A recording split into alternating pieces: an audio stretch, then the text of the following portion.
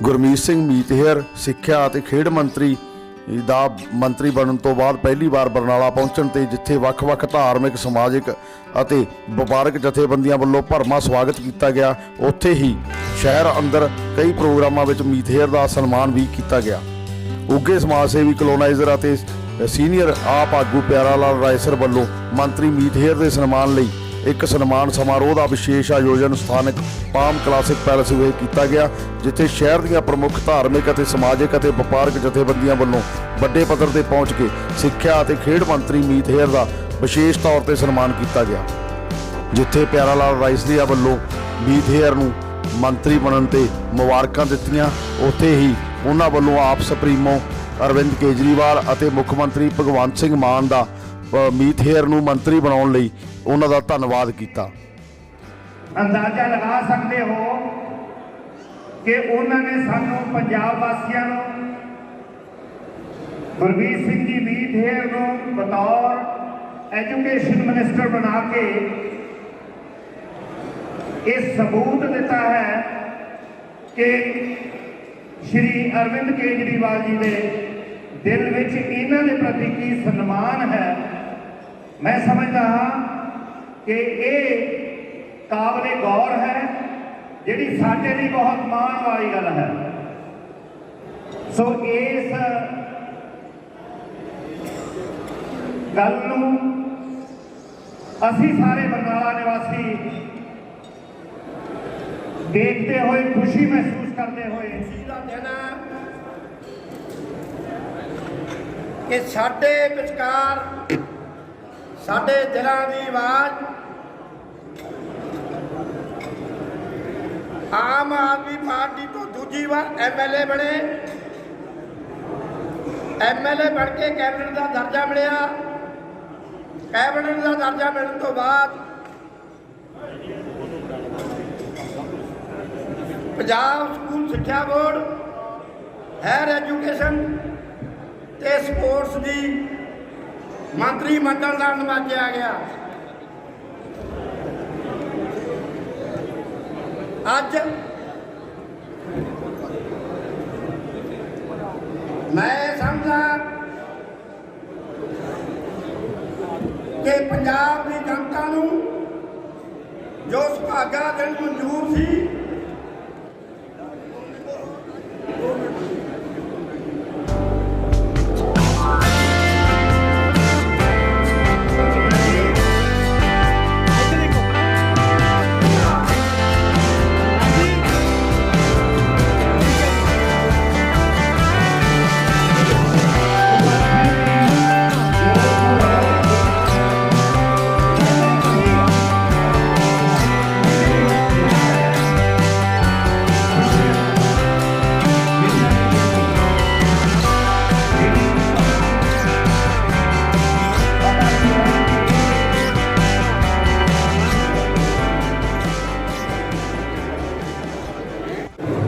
Stage ਦੇ ਵਿਰਾਜਮਾਨ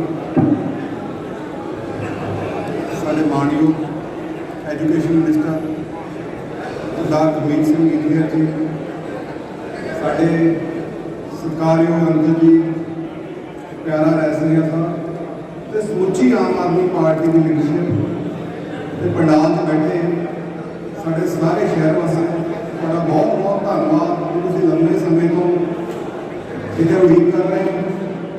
ਜਿਵੇਂ ਪਹਿਲਾਂ ਅੰਕਲ ਜੀ ਬੋਲ ਰਹੇ ਸੀ, ਮੈਂ ਵੀ ਤੁਹਾਡੇ ਨਾਲ ਇਹੀ ਗੱਲ ਕਰਨੀ ਚਾਹੂੰਗਾ ਕਿ ਮੈਂ ਜਿੰਨਾ ਦੇਖ ਰਹੇ ਹਾਂ ਤਾਂ ਸਾਰੇ ਇੱਥੇ ਉਹ ਬੈਠੇ ਨੇ ਕਿ ਤੁਸੀਂ ਜੌਬ ਪ੍ਰੋਵਾਈਡਰ ਹੋ, ਨਾ ਕਿ ਜੌਬ ਸੀਕਰ ਹੋ। ਤੁਸੀਂ ਸਾਰੇ ਇੱਥੇ ਜੌਬ ਪ੍ਰੋਵਾਈਡਰ ਬੈਠੇ ਹੋ, ਬਿਜ਼ਨਸਮੈਨ ਕਮਿਊਨਿਟੀ ਬੈਠੇ ਹੋ।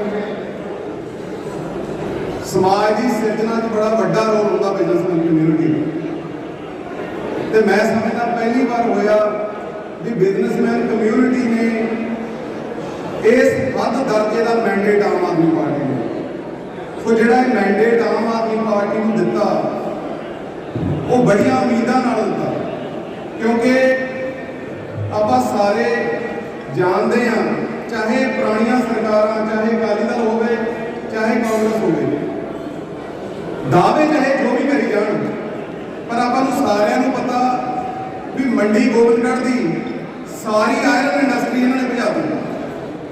ਸਾਰੀ ਲੁਧਿਆਣੇ ਦੀ ਹੌਜ਼ਰੀ ਲੁਧਿਆਣਾ ਛੱਡ ਕੇ ਤੁਰ ਗਈ ਇਹਨਾਂ ਮਾੜੀਆਂ ਸਰਕਾਰਾਂ ਦੀਆਂ ਮਾੜੀਆਂ ਨੀਤੀਆਂ ਕਰਕੇ। ਆਪਾਂ ਸਾਰੇ ਬੜੇ ਭਲੀ ਭਾਂਤੀ ਜਾਣਦੇ ਹਾਂ ਤੇ ਆਪਾਂ ਸਾਰੇ ਇਹ ਉਮੀਦ ਕਰਦੇ ਹਾਂ ਵੀ ਅਰਵਿੰਦ ਕੇਜਰੀਵਾਲ ਜੀ ਵਰਗੇ ਲੀਡਰ, ਸਰਦਾਰ ਭਗਵੰਤ ਸਿੰਘ ਮਾਨ ਵਰਗੇ ਲੀਡਰ, ਸਰਦਾਰ ਗੁਰਮੀਤ ਸਿੰਘ ਮੀਤ ਵਰਗੇ ਲੀਡਰ ਇੱਥੇ ਇੰਡਸਟਰੀ ਨੂੰ ਡਿਵੈਲਪ ਕਰਨਗੇ ਤੇ ਲੋਕਾਂ ਨੂੰ ਰੁਜ਼ਗਾਰ ਦੇਣਗੇ। ਕਿਉਂਕਿ ਦੇਖੋ ਕਿ ਆਪਾਂ ਸਾਰੇ ਬੜੀ ਭਲੀ ਭਾਂਤੀ ਜਾਣਦੇ ਆ ਵੀ ਜਿਹੜੀ ਨੌਕਰੀ ਆ ਉਹ ਸਰਕਾਰੀ ਤੰਤਰ ਸਾਰਿਆਂ ਨੂੰ ਨਹੀਂ ਦੇ ਸਕਦਾ। ਕਿਉਂਕਿ ਪਹਿਲਾਂ ਕੈਪਟਨ ਸਾਹਿਬ ਨੇ ਇਹੀ ਵਾਅਦਾ ਕਰਕੇ ਵੋਟਾਂ ਲੈ ਲਈਆਂ, ਕਹਿੰਦੇ ਕੈਪਟਨ ਨੇ ਸਹੁੰ ਚੱਕੀ ਹਰ ਘਰ ਨੌਕਰੀ ਪੱਕੀ, ਜਿਹੜਾ ਸਿਰਫ ਤੇ ਸਿਰਫ ਛਲਾਵਾ ਸੀ। ਆਪਾਂ ਸਾਰੇ ਜਾਣਦੇ ਹਾਂ ਵੀ ਸਰਕਾਰੀ ਤੰਤਰ ਸਾਰਿਆਂ ਨੂੰ ਨੌਕਰੀ ਨਹੀਂ ਦੇ ਸਕਦਾ। ਜੇ ਆਪਾਂ ਸਾਰਿਆਂ ਨੂੰ ਇੰਪਲੋਇਮੈਂਟ ਦੇਣਾ ਜਾਂ ਮੈਕਸਿਮਮ ਇੰਪਲੋਇਮੈਂਟ ਦੇਣਾ ਚਾਹੇ ਆਪਾਂ ਬਾਹਰਲੀਆਂ ਕੰਟਰੀਆਂ ਨਾਲੇ ਕੰਪੇਅਰ ਕਰ ਲਈਏ ਤਾਂ ਬਿਜ਼ਨਸਮੈਨ ਕਮਿਊਨਿਟੀ ਨੂੰ ਤਕੜਾ ਕਰਨਾ ਪਊ। ਤਾਂ ਬਿਜ਼ਨਸਮੈਨ ਕਮਿਊਨਿਟੀ ਨੂੰ ਉਹ ਸਿਖਾਵਾ ਮਾਹੌਲ ਦੇਣਾ ਪਊ ਕਿ ਤਾਂ ਜੋ ਉਹ ਲੋਕਾਂ ਨੂੰ ਰੁਜ਼ਗਾਰ ਪ੍ਰੋਵਾਈਡ ਕਰ ਸਕਣ। ਸੋ ਦੇਖੋ ਅਸੀਂ ਤਾਂ ਇਹ ਕਹਿ ਸਕਦੇ ਹਾਂ ਕਿ on behalf of Aam Aadmi party government ਸਾਨੂੰ ਇਸ ਗੱਲ ਦਾ ਵਿਸ਼ਵਾਸ ਹੈ ਕਿ ਆਮ ਆਦਮੀ ਪਾਰਟੀ ਦੀ ਸਰਕਾਰ ਤੁਹਾਨੂੰ ਬੜਾ ਚੰਗਾ ਮਾਹੌਲ ਦੇਊਗੀ ਤਾਂ ਜੋ ਤੁਸੀਂ ਅੱਗੇ ਰੁਜ਼ਗਾਰ ਦੇ ਸਕੋ। ਪਰ ਤੁਹਾਡੇ ਤੋਂ ਇੱਕ ਉਮੀਦ ਕਰਦੇ ਹਾਂ, ਤੁਹਾਡੇ ਚਰਨਾਂ 'ਚ ਬੇਨਤੀ ਕਰਦੇ ਹਾਂ ਵੀ ਜਿਹੜੀਆਂ ਨਸਲਾਂ ਨੇ ਆਉਣ ਵਾਲੀਆਂ ਨਸਲਾਂ ਨੇ ਉਹ ਤੁਸੀਂ ਬਚਾਉਣੀਆਂ ਨੇ। ਕਿਉਂਕਿ ਜੇ ਸੁਸਾਇਟੀ ਦਾ ਗੈਪ ਵੱਧ ਜਾਏਗੀ, ਜੇ ਤਨਖਾਹਾਂ ਘੱਟ ਦੇ ਕੇ ਆਪਾਂ ਇੰਪਲੋਈ ਰੱਖਾਂਗੇ ਤਾਂ ਉਹ ਕਿਤੇ ਨਾ ਕਿਤੇ ਸੁਸਾਇਟੀ ਨਾਲ ਵੀ ਅਨਿਆਏ ਹੋਊਗਾ। ਸੋ ਮੇਰੀ ਤੁਹਾਡੇ ਚਰਨਾਂ 'ਚ ਬੇਨਤੀ ਆ, ਸਾਨੂੰ ਇਸ ਗੱਲ ਦਾ ਵਿਸ਼ਵਾਸ ਆ, ਬਾਕੀ ਅੱਗੇ ਮਿਨਿਸਟਰ ਸਾਹਿਬ ਨੂੰ ਬਰੀਫ ਕਰਨਗੇ, ਪਰ ਮੈਂ ਇਸ ਗੱਲ ਦਾ ਵਿਸ਼ਵਾਸ ਆ ਮੈਨੂੰ ਆਮ ਆਦਮੀ ਪਾਰਟੀ ਦੀ ਸਰਕਾਰ ਤੇ ਵੀ ਤੁਹਾਨੂੰ ਸਿਖਾਵਾਂ ਮਾਹੌਲ ਮਿਲੂਗਾ ਤੇ ਪੰਜਾਬ ਆਉਣ ਵਾਲੇ ਦਿਨਾਂ 'ਚ ਬਿਜ਼ਨਸ ਹੱਬ ਬਣੂਗਾ। ਤੇ ਤੁਹਾਡੇ ਤੋਂ ਵੀ ਇਹੀ ਉਮੀਦ ਕਰਦੇ ਆ ਵੀ ਆਉਣ ਵਾਲੀ ਜਨਰੇਸ਼ਨ ਨੂੰ ਤੁਸੀਂ ਪੰਜਾਬ ਵਿੱਚ ਸਾਂਭ ਕੇ ਰੱਖਣਾ, ਉਹਨਾਂ ਨੂੰ ਚੰਗੀ ਤਰ੍ਹਾਂ ਨੌਕਰੀਆਂ ਦਵਾਉਣੀਆਂ ਨੇ ਤੇ ਉਹਨਾਂ ਦੀ ਸੈਲਫ ਰਿਸਪੈਕਟ ਹੈ ਜਿਹੜੀ ਬਹਾਲ ਰੱਖਣੀ ਹੈ। ਬਹੁਤ ਬਹੁਤ ਧੰਨਵਾਦ। Thank you.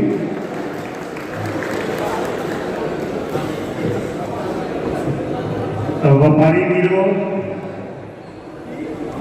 ਮੈਂ ਇੱਕ ਗੱਲ ਤੁਹਾਡੇ ਜ਼ਿਹਨ ਵਿੱਚ ਲਿਆਉਣੀ ਜ਼ਰੂਰੀ ਸਮਝਦਾ ਹਾਂ। ਸਾਡੀ ਦਿੱਲੀ ਦੀ ਸਰਕਾਰ, ਸਾਡੇ ਨੈਸ਼ਨਲ ਕਨਵੀਨਰ ਅਰਵਿੰਦ ਕੇਜਰੀਵਾਲ ਜੀ ਔਰ डिप्टी सीएम मनीष सिसोदिया जी जो आज पूरे हिंदुस्तान में अपना नेशनल कैरेक्टर स्थापित कर चुके हैं। साडे बहुत सत्कारयोग ਵੱਖ-ਵੱਖ ਸੰਸਥਾਵਾਂ ਦੇ ਸਾਡੇ जिन्ने भी सरकार ਜਿਹੜੇ ਸ਼ਹਿਰ-ਵਾਸੀ ਇੱਥੇ ਪਹੁੰਚੇ ਆ, बड़ा मान सम्मान सारे ने बख्शिया। उन्होंने सारिਆਂ ਦਾ साडी पार्टी की इतने लीडरशिप गुरदीप सिंह मान जी जिला प्रधान जी हो जिन्हें भी साढ़े दर्जा में दर्जा अहदेदार साहबान प्यारा अंकल का क्योंकि उन्होंने पैलेस का जो प्रोग्राम करवाया थोड़े सारे ने रूबरू का मौका दिता। सारिਆਂ ਦਾ मैं दिल ਦੀਆਂ गहराइयां तो ਜਿਹੜਾ ਅੱਜ ਮਾਨ ਸਨਮਾਨ ਬਖਸ਼ਿਆ ਉਹਦੇ ਲਈ ਵੀ ਧੰਨਵਾਦ। ਤੇ ਜਿਹੜਾ ਤੁਸੀਂ ਇੱਕ ਇਤਿਹਾਸਿਕ ਮੈਗਨੇਟ ਮੈਂ ਕਹਿਣਾ ਵੀ ਮੈਨੂੰ ਦਿੱਤਾ ਐਡਾ ਵੱਡਾ ਮਾਨ ਸਨਮਾਨ, ਏਡੀ ਵੱਡੀ ਲੀਡ ਜਿਹੜੀ ਬਰਨਾਲੇ ਤੋਂ ਦਵਾਈ ਹੈ, ਉਹਦਾ ਦੇਣ ਮੈਂ ਤੁਹਾਡਾ ਮੇਰੇ ਬਰਨਾਲੇ ਦੇ ਪਿਆਰੇ ਵਾਸੀਓ ਮੈਂ ਕਦੇ ਦੇ ਨਹੀਂ ਸਕਦਾ। क्योंकि पिछली बार जब मैं इलेक्शन लड़िया मेरी उदों उम्र 27 बरिया की सी। बड़े लोग उदों ये सवाल सी कि कौन है मुंडा ये, इनू क्यों वोट पाइए। तुसी साथ दिता, उदों भी बड़े घराट लोग ਮੇਰੇ ਵਿਰੁੱਧ ਇਲੈਕਸ਼ਨ ਲੜ ਰਹੇ ਸੀ। ਉਦੋਂ ਵੀ ਇਲੈਕਸ਼ਨ ਮੈਂ ਨਹੀਂ ਦਿੱਤੀ, ਉਮੀਦ ਦੀ ਕੋਈ ਔਕਾਤ ਨਹੀਂ ਸੀ। ਲੋਕਾਂ ਨੇ ਸਾਥ ਦਿੱਤਾ ਤੇ ਮੈਂ 2432 ਵੋਟਾਂ ਦੇ ਨਾਲ ਜਿੱਤ ਕੇ ਵਿਧਾਨ ਸਭਾ ਦੀਆਂ ਪੌੜੀਆਂ ਚੜ੍ਹੇ। 5 ਸਾਲ ਲੰਘੇ, ਬੜੇ ਉਤਰਾਅ ਚੜ੍ਹਾਅ ਆਏ ਪਾਰਟੀ ਦੇ ਵਿੱਚ ਵੀ। ਤੇ ਜਦੋਂ ਤੁਸੀਂ ਮੌਜੂਦਾ ਐਮਐਲਏ ਹੁੰਦੇ ਹੋ, ਕਿਉਂਕਿ ਬੜੇ ਲੋਕਾਂ ਨੂੰ ਸਮਝ ਨਹੀਂ ਹੁੰਦੀ ਵੀ ਇਹਦੀ ਸਰਕਾਰ ਨਹੀਂ ਸੀ, ਇਹਦੇ ਕੋਲ ਕੋਈ ਫੰਡ ਨਹੀਂ ਹੁੰਦਾ, ਤਾਂ ਕੁਝ ਨਾਰਾਜ਼ਗੀਆਂ ਵੀ ਹੋ ਜਾਂਦੀਆਂ। ਬੜੇ ਲੋਕ ਕਹਿੰਦੇ ਸੀ ਕਿ ਪਿਛਲੀ ਵਾਰੀ ਬੜਾ ਥੋੜਾ ਮਾਰਕਨ ਸੀ, ਐਤਕੀ ਦੇਖੋ ਕੀ ਬਣਦਾ, ਫਾਈਟ ਹੋਊਗੀ ਜੀ, ਆਏ ਹੋਊਗਾ। ਪਰ ਜਦੋਂ ਪੇਟੀਆਂ ਖੁੱਲੀਆਂ, ਮੈਨੂੰ ਲੱਗਦਾ ਵੀ 212 ਬੂਥਾਂ ਤੋਂ ਸਿਰਫ 4 ਤੋਂ 5 ਬੂਥ ਹੈ ਜਿੰਨਾ ਚ ਆਪਾਂ ਘਟੇ ਹਾਂ। ਚਾਹੇ ਸ਼ਹਿਰ ਹੈ, ਚਾਹੇ ਪਿੰਡ ਹੈ, ਕੋਈ ਏਦਾਂ ਦਾ ਬੂਥ ਨਹੀਂ ਜਿੱਥੋਂ ਆਮ ਆਦਮੀ ਪਾਰਟੀ ਘਟੀ। ਇਹ ਸਾਰਾ ਕੁਝ ਥੋੜੀ ਬਦੌਲਤ ਹੈ, ਸ਼ਹਿਰ ਵਾਸੀਆਂ ਦੀ ਬਦੌਲਤ ਹੈ। ਕਈ ਕਹਿੰਦੇ ਸੀ ਸ਼ਹਿਰ ਚ ਲੋਕ ਨਹੀਂ ਪੈਣੀ, ਪਿੰਡਾਂ ਚ ਸਭ ਪੈਣਾ।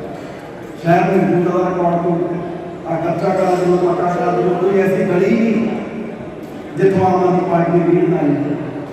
ਕੋਈ ਚਾਹੇ ਕੋਈ ਖੇਤਾਂ 'ਚ ਕੰਮ ਕਰਦਾ ਕਿਸਾਨ ਸੀ, ਚਾਹੇ ਕੋਈ ਭੱਠੇ ਤੇ ਕਿਸੇ ਕਾਰਖਾਨੇ 'ਚ ਦਿਹਾੜੀ ਕਰਦਾ ਮਜ਼ਦੂਰ ਸੀ, ਚਾਹੇ ਕੋਈ ਦੁਕਾਨਾਂ ਤੇ ਕੰਮ ਬੈਠਾ ਵਪਾਰੀ ਸੀ, ਚਾਹੇ ਕੋਈ ਮੁਲਾਜ਼ਮ ਸੀ, ਮੁਲਾਜ਼ਮ ਸੀ, ਸਾਰਿਆਂ ਨੇ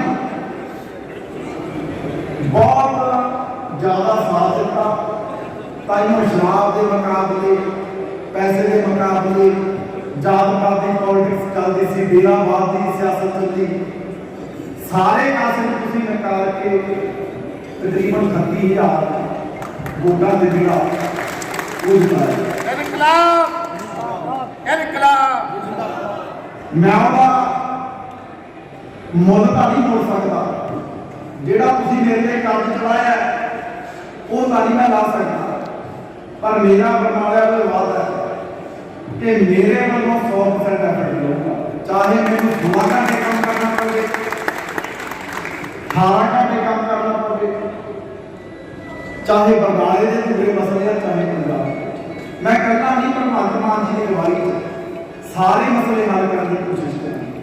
ਬਰਨਾਲੇ ਦੇ ਤਾਂ ਮੇਰੇ ਧਿਆਨ 'ਚ ਸੀ, 37 ਵਰ੍ਹਿਆਂ ਬਾਅਦ ਬਰਨਾਲੇ ਨੂੰ ਵਜ਼ੀਰੀ ਮਿਲੀ ਹੈ। ਮੈਂ ਧੰਨਵਾਦ ਕਰਦਾ ਅਰਵਿੰਦ ਕੇਜਰੀਵਾਲ ਜੀ ਦਾ, ਭਗਵੰਤ ਮਾਨ ਜੀ। ਲੋਕਾਂ ਨੇ ਜਿਤਾਇਆ, ਪਰ ਉਹਨਾਂ ਨੇ ਵਜ਼ੀਰੀ ਦੇ ਕੇ ਬਰਨਾਲੇ ਨੂੰ ਮਾਣ ਬਖਸ਼ਿਆ। ਹੁਣ ਇਸ ਸਟੇਜ ਤੋਂ ਭੰਡਾਰੀ ਸਾਹਿਬ ਦੱਸ ਕੇ ਗਿਆ ਕਿ 13 ਦਫ਼ਤਰ ਹੀ ਬਰਨਾਲੇ ਹੈ।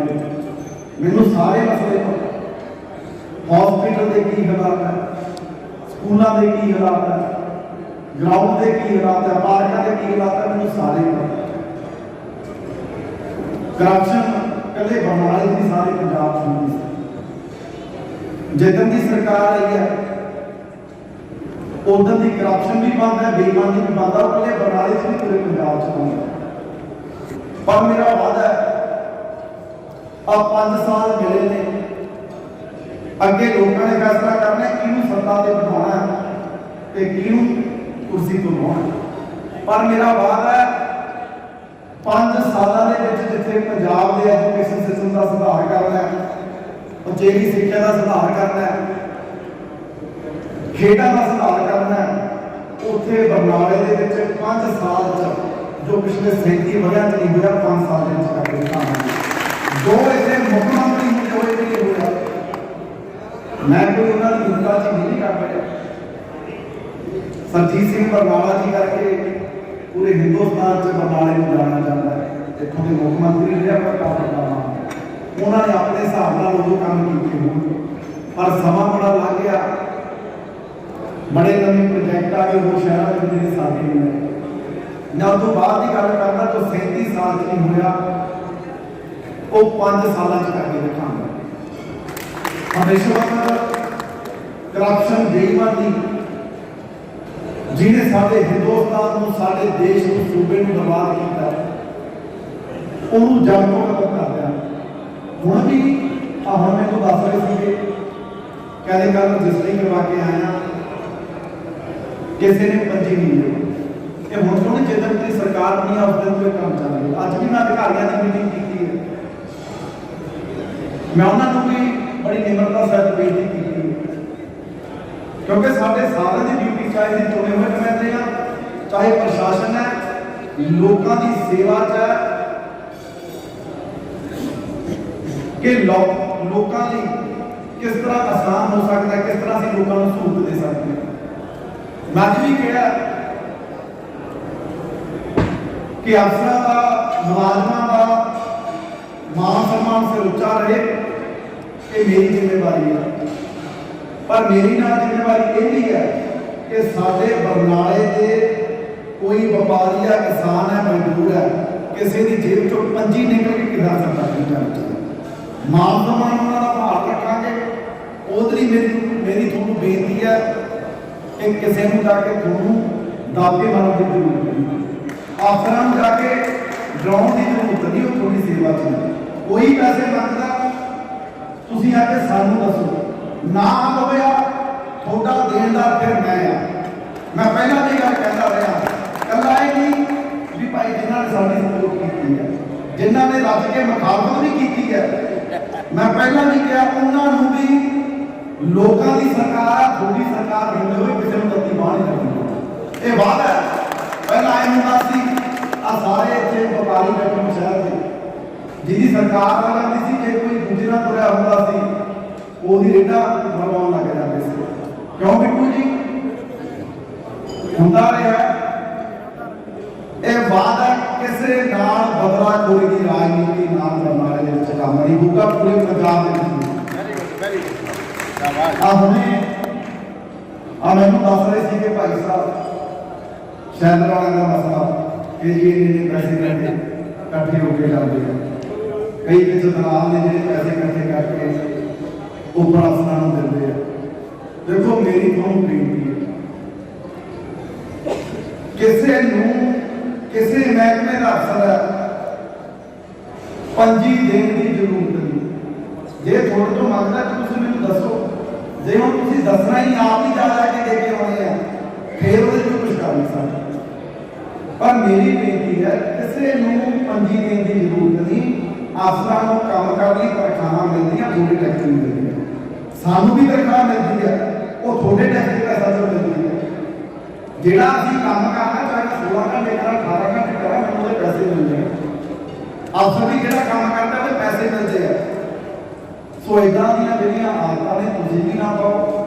ਐਨੀ ਕਹਿੰਦੇ ਨਹੀਂ ਕਿ ਇਹਦਾ ਚਾਹ ਪਾਣੀ ਹੈ ਮਾਨ ਸਨਮਾਨ, ਕੋਈ ਚਾਹ ਪਾਣੀ ਮਾਨ ਸਨਮਾਨ ਸਾਰਾ ਸਰਕਾਰ ਦਿੰਦੀ ਹੈ।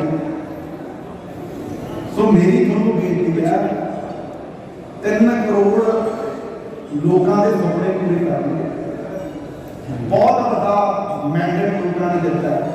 ਇਤਿਹਾਸਿਕ ਅੱਜ ਤੱਕ ਨਹੀਂ ਹੋਇਆ ਪੰਜਾਬ ਤੇ ਕੋਈ ਇੱਕ ਪਾਰਟੀ ਬਣ ਕੇ ਸੀਟਾਂ ਲੈ ਕੇ, ਤੇ ਲੋਕਾਂ ਨੇ ਇੰਨੀਆਂ ਉਮੀਦਾਂ ਨਾਲ ਵੋਟਾਂ ਪਾਈਆਂ ਨੇ ਨਾ, ਉਹਨਾਂ ਉਮੀਦਾਂ ਨੂੰ ਪੂਰਾ ਕਰਨਾ ਉਹ ਅਸੀਂ ਇਕੱਲੇ ਨਹੀਂ ਕਰ ਸਕਦੇ। ਤੁਸੀਂ ਮੇਰੇ ਸ਼ਹਿਰ ਵਾਸੀ ਹੋ, ਮੇਰੇ ਬਰਨਾਲਾ ਵਾਸੀ ਹੋ, ਮੈਨੂੰ ਸਾਰੇ ਤੁਹਾਡੇ ਲੋਕਾਂ ਦੇ ਸਹਿਯੋਗ ਦੀ ਜ਼ਰੂਰਤ ਹੈ। ਕਿਤੇ ਕੋਈ ਇਦਾਂ ਦੀ ਗੱਲ ਹੁੰਦੀ ਹੈ ਮੈਨੂੰ ਦੱਸੋ। ਆਪਾਂ ਨੂੰ ਕਿਸੇ ਨੂੰ ਲੜਨ ਦੀ ਜ਼ਰੂਰਤ ਨਹੀਂ, ਕਿਸੇ ਨੂੰ ਘੁੱਟਣ ਦੀ ਜ਼ਰੂਰਤ ਨਹੀਂ। ਆਪ ਦੇ ਆਪਰੇਸ਼ਨ ਵਗੈਰਾ ਤੁਹਾਨੂੰ ਬੰਦ ਕਰਕੇ ਵੀਡੀਓ ਦਿਖਾਓ। ਇਹ ਤੋਂ ਬਿਨਾਂ ਵੀ ਜਿਹੜੇ ਸ਼ਹਿਰ ਦੇ ਕੰਮ ਕਰਨੇ ਆ, ਜਿਹੜਾ ਵਿਕਾਸ ਕਰਨਾ ਹੈ, ਤੁਸੀਂ ਤੁਹਾਨੂੰ ਕੋਈ ਲੱਗਦਾ ਕੋਈ ਪ੍ਰੋਜੈਕਟ ਵੀ ਇੱਦਾਂ ਹੋ ਸਕਦਾ ਹੈ, ਇੱਥੇ ਕਮੇਟੀ ਦੀ ਜ਼ਮੀਨ ਪਈ ਹੈ, ਇੱਥੇ ਆਪਾਂ ਇੱਦਾਂ ਕਰ ਸਕਦੇ ਹਾਂ, ਇੱਥੇ ਆਪਾਂ ਗ੍ਰੀਨਰੀ ਵੀ ਇੱਦਾਂ ਕਰ ਸਕਦੇ ਹਾਂ, ਇੱਥੇ ਪਾਰਕ ਬਣਾ ਸਕਦੇ ਹਾਂ, ਇੱਥੇ ਇੰਡਸਟਰੀ ਵੀ ਕਰ ਸਕਦੇ ਹਾਂ, ਤੁਸੀਂ ਮੇਰੇ ਕੋਲ ਲੈ ਕੇ ਆਓ। ਉਸ ਪ੍ਰੋਜੈਕਟ ਨੂੰ ਸਿਰੇ ਚਾੜਨਾ ਇਮਾਨਦਾਰੀ ਦੇ ਨਾਲ ਜ਼ਿੰਮੇਵਾਰੀ ਨਹੀਂ, ਕਿਉਂਕਿ ਤੁਹਾਨੂੰ ਸਾਰਿਆਂ ਨੂੰ ਨਾਲ ਲੈ ਕੇ ਚੱਲਣਾ। ਇਹ ਤੋਂ ਪਹਿਲਾਂ ਤਾਂ ਬਰਨਾਲਾ ਗੱਲਾਂ ਨਾਲ ਹੀ ਨੰਬਰ 1 ਜ਼ਿਲ੍ਹਾ ਬਣਦਾ ਰਿਹਾ, ਪਰ ਇਹ ਵਾਅਦਾ ਹੈ 5 ਸਾਲਾਂ ਦੇ ਵਿੱਚ ਵਾਕਈ ਬਰਨਾਲੇ ਨੂੰ ਪੰਜਾਬ ਦੇ ਨੰਬਰ 1 ਬਣਾਉਣਾ। ਅਸੀਂ ਕੰਮ ਦੂਜੇ ਜ਼ਿਲ੍ਹਿਆਂ 'ਚ ਵੀ ਮੈਂ ਕਰਨਾ, ਜਿਹੜੇ ਮੇਰੇ ਕੋਲ ਡਿਪਾਰਟਮੈਂਟ ਹੈ ਸਾਰਾ 'ਚ ਕਰਨਾ, ਮਾਨਸਾ ਦੀ ਬਾਕੀ ਸਾਰਿਆਂ ਨੂੰ ਕਰਨਾ। ਪਰ ਬਰਨਾਲੇ ਦਾ ਮੈਂ ਚੱਲਦਾ, ਮੈਨੂੰ ਪਿਆਰ ਹੈ ਮੇਰੇ ਜਦੋਂ ਤੁਸੀਂ ਭਰਾਓ ਇਸ ਮੀਟਿੰਗ 'ਚ ਪੜ੍ਹਿਆ, ਇੱਥੇ ਬਤਾ ਹੋਇਆ। ਇਹਦੇ 'ਚ ਸਰਕਾਰ ਤੋਂ ਪਾਰਟੀ ਵਾਈ ਉੱਠ ਕੇ ਵੀ ਮੇਰਾ ਨਿੱਜੀ ਹੋਊਗਾ। ਕਿ ਬਰਨਾਲੇ ਨੂੰ ਮੈਂ ਹਰ ਉਸ ਸਹੂਲਤ ਦੇ ਸਕਾਂ ਜਿਹੜੀ ਕੋਈ 37 ਵਰ੍ਹਿਆਂ ਤੋਂ ਵਾਂਝਾ ਹੈ। ਸੋ ਜਿੰਨਾ ਇੱਥੇ ਪੱਤਰਕਾਰ ਭਾਈਚਾਰਾ ਉਹਦੇ ਵੀ ਸਾਰਿਆਂ ਦੇ ਸਹਿਯੋਗ ਦੀ ਜ਼ਰੂਰਤ ਹੈ। ਜਿੰਨੇ ਵਪਾਰੀ ਇੱਥੇ ਬੈਠੇ ਆ, ਹੋਰ ਜਿੰਨੇ ਵੀ ਸਾਥੀ ਇੱਥੇ ਪਹੁੰਚੇ ਆ, ਸਾਰਿਆਂ ਦੇ ਸਹਿਯੋਗ ਦੀ ਜ਼ਰੂਰਤ ਹੈ, ਤਾਂ ਹੀ ਆਪਾਂ ਬਰਨਾਲੇ ਨੂੰ ਅੱਗੇ ਲੈ ਕੇ ਜਾ ਸਕਦੇ ਹਾਂ। ਸੋ ਮੇਰੀ ਤੁਹਾਨੂੰ ਸਾਰਿਆਂ ਨੂੰ ਬੇਨਤੀ ਹੈ ਕਿ ਕਿਸੇ ਨਾਲ ਲੜਨ ਦੀ ਜ਼ਰੂਰਤ ਨਹੀਂ, ਕਿਸੇ ਨਾਲ ਝਗੜਨ ਦੀ ਜ਼ਰੂਰਤ ਨਹੀਂ। ਕਿਤੇ ਤੁਹਾਨੂੰ ਕੋਈ ਇੱਦਾਂ ਦੀ ਗੱਲ ਲੱਗਦੀ ਹੈ ਆ ਕੇ ਮੈਨੂੰ ਦੱਸੋ, ਉਸ ਤੋਂ ਬਾਅਦ ਨਹੀਂ ਹੁੰਦਾ ਤਾਂ ਫਿਰ ਜ਼ਿੰਮੇਵਾਰੀ ਮੇਰੀ ਬਣਦੀ।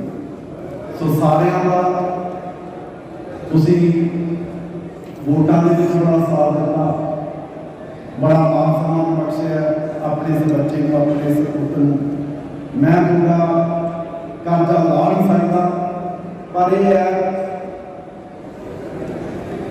ਕਿ ਜਿੰਨਾ ਲੋਕਾਂ ਨੇ ਮੈਨੂੰ ਪਿਆਰ ਦਿੱਤਾ, ਮੈਂ ਆਪਣੇ ਵੱਲੋਂ 100% ਐਫਰਟ ਕਰੂੰਗੀ ਕਿ ਮੈਂ ਬਰਨਾਲੇ ਦੇ ਲੋਕਾਂ ਦਾ ਇਮਾਨਦਾਰੀ ਨਾਲ ਜਿਹੜੀ ਹੈ ਉਹ ਸੇਵਾ ਕਰ ਸਕਾਂ। ਜੇ ਮੈਂ 1% ਵੀ ਮੁੱਲ ਮੋੜਦਾ ਤਾਂ ਮੈਨੂੰ ਲੱਗਦਾ ਵੀ ਮੈਂ ਬੜਾ ਖੁਸ਼ਕਿਸਮਤ ਹਾਂ। ਸੋ ਸਾਰਿਆਂ ਦਾ ਜਿੰਨੀਆਂ ਇਹ ਸੰਸਥਾਵਾਂ ਪਹੁੰਚੀਆਂ, ਮਾਨ ਸਨਮਾਨ ਬਖਸ਼ਿਆ, ਬਹੁਤ ਬਹੁਤ ਧੰਨਵਾਦ। ਜੈ ਸ਼੍ਰੀ ਰਾਮ, ਵਾਹਿਗੁਰੂ ਜੀ ਕਾ ਖਾਲਸਾ। ਮੰਤਰੀ ਜੀ, ਜਿਹੜਾ ਬਰਨਾਲਾ ਸ਼ਹਿਰ 'ਚ ਤੁਸੀਂ ਆਪਣਾ ਪਹੁੰਚੇ ਹੋ ਮੰਤਰੀ ਬਣਨ ਤੋਂ ਬਾਅਦ ਪਹਿਲੀ ਵਾਰ ਪਹੁੰਚੇ ਹੋ, ਤੇ ਇੱਥੇ ਜਿਹੜਾ ਹੈ ਤੁਹਾਨੂੰ ਕਿੱਦਾਂ ਕਹਿਣ ਵੱਲ ਲੋਕਾਂ ਦਾ ਜਿਹੜਾ ਪਿਆਰ ਤੇ ਸਤਿਕਾਰ ਹੈ, ਕਿਸ ਤਰ੍ਹਾਂ ਤੁਸੀਂ ਪਹਿਲਾਂ ਵੀ 5 ਸਾਲ ਵਿਧਾਇਕ ਰਹੇ ਹੋ, ਤੇ ਹੁਣ ਤੁਸੀਂ ਕੀ ਮਹਿਸੂਸ ਕਰਦੇ ਹੋ ਵੀ ਲੋਕ ਤੁਹਾਨੂੰ ਕਿੰਨਾ ਕੁ ਪਿਆਰ ਕਰ ਰਹੇ ਆ, ਅੱਗੇ ਨੂੰ ਜ਼ਿਆਦਾ ਕਰ ਰਹੇ ਆ ਜਾਂ ਉਨਾ ਹੀ ਹੈ?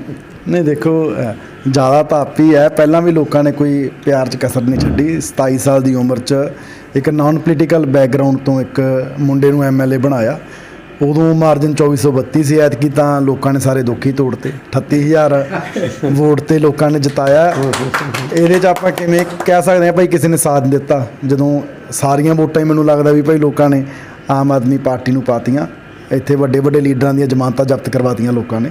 ਸੋ ਲੋਕਾਂ ਨੇ ਬੜਾ ਸਾਥ ਦਿੱਤਾ।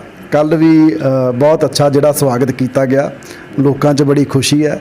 ਤੇ ਵੱਡੀ ਖੁਸ਼ੀ ਹੈ ਵੀ 37 ਵਰ੍ਹਿਆਂ ਬਾਅਦ ਬਰਨਾਲੇ ਨੂੰ ਜਿਹੜੀ ਆ ਉਹ ਵਜ਼ਾਰਤ ਮਿਲੀ ਹੈ। ਸੋ ਲੋਕਾਂ ਨੂੰ ਬੜੀਆਂ ਉਮੀਦਾਂ ਨੇ ਖੁਸ਼ੀ ਦੇ ਨਾਲ ਨਾਲ ਕਿ ਹੁਣ ਜਿਹੜੇ ਬਰਨਾਲੇ ਦੇ ਰੁਕੇ ਹੋਏ ਕੰਮ ਨੇ ਉਹ ਹੋਣਗੇ। ਸੋ ਮੇਰੇ ਤੇ ਬੜੀ ਵੱਡੀ ਜ਼ਿੰਮੇਵਾਰੀ ਹੈ, ਪ੍ਰੈਸ਼ਰ ਹੈ ਕਿ ਡਿਲੀਵਰ ਕਰਨਾ।